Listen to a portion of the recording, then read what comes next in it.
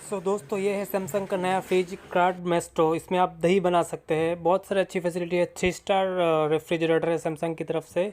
इसके अंदर मैं आपको दिखा देता हूँ। देखिए जो पहला बॉक्स है ये है कार्ड मेस्ट्रो। यहाँ पे दही बना सकते हैं 1 लीटर तक। एंड इसका जो प्राइस मुझे पड़ा है 23,500 ऑफर लेके बिग बिलियन पे। तो इसका फुल रिव्यू आने वाला है। चैनल को सब्सक्राइब करके रखिए। बहुत ही शानदार फ्रिज है। ये है इसका फ्रीज़र।